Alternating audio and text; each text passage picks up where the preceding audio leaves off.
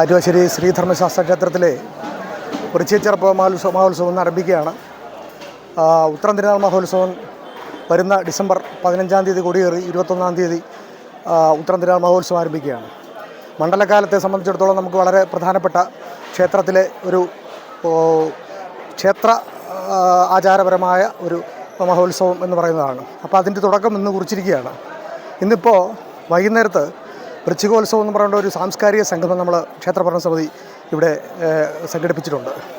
ഈ വൃശ്ചികോത്സവ സംഗമത്തിൽ വെച്ചുകൊണ്ട് വൈകുന്നേരത്ത് ഉത്രം തിരുനാൾ മഹോത്സവവുമായി ബന്ധപ്പെട്ട് വരുന്ന സമൂഹ നിരായന വിളക്ക് ഏതാണ്ട് 10,000-ഓളം ഭക്തജനങ്ങൾ ലൈവായി ഭഗവാന്റെ തിരുനടയിൽ എല്ലാ മാസവും അവർ നടത്തുന്ന ശനിദോഷ നിവാരണത്തിന് വേണ്ടി നടത്തുന്ന പൂജകളുടെ ഒരു സമാപന അല്ലെങ്കിൽ അതിനുള്ളൊരു സമർപ്പണമായി നടക്കപ്പെടുന്ന ഒരു ചടങ്ങാണ് സമൂഹ നിരായനം എന്ന് പറയുന്നത്.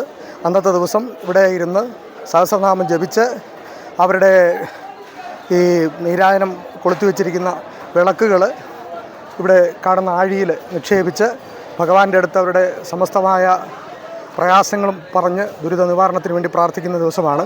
അപ്പോൾ അതിന് മുന്നോടിയായുള്ള കൂപ്പൺ വിതരണോദ്ഘാടനം ബഹുമാനപ്പെട്ട NSSൻ്റെ ഡയറക്ടർ ബോർഡ് അംഗവും കൊട്ടാരക്കര താലൂക്ക് യൂണിയൻ്റെ പ്രസിഡൻറ്റുമായ ശ്രീജി തങ്കവൻപിള്ള സാറ് നിർവഹിക്കുന്നതാണ്. അതോടൊപ്പം തന്നെ ഒരു ജീവകാരുണ്യ പ്രവർത്തനം നമ്മുടെ ക്ഷേത്ര ഭരണസമിതിയുടെ ആഭിമുഖ്യത്തിൽ നടത്തുന്നുണ്ട്. തത്വമസി എന്നാണ് അതിന് നാമകരണം ചെയ്തിട്ടുള്ളത്. ഭഗവാന്റെ ഒരു അനുഗ്രഹം എന്നുള്ള തരത്തിൽ ഒരു ജീവകാരുണ്യ പ്രവർത്തനങ്ങൾ നടത്തുന്നുണ്ട്. അതിനുവേണ്ടി പ്രത്യേക ഒരു കാണിക്ക ക്ഷേത്രത്തിൽ നമ്മൾ വെച്ചിട്ടുണ്ട്.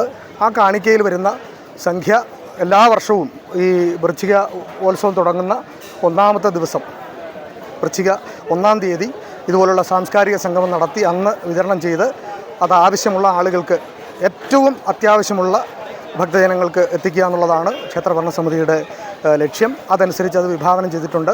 അതും ഇന്നത്തെ ദിവസം നടക്കുന്നതാണ്. അതോടൊപ്പം ഏറ്റവും പ്രധാനപ്പെട്ട ഒരു ഇന്നത്തെ ചടങ്ങ് കേരളത്തിലെ പ്രശസ്തനായ പ്രഭാഷകൻ കണ്ണൂരിലെ പയ്യന്നൂരിലുള്ള ശ്രീ VK സുരേഷ് ബാബു സാറിൻ്റെ പ്രഭാഷണം ഇന്ന് വൈകുന്നേരത്ത് 6 മണിക്കുണ്ട്.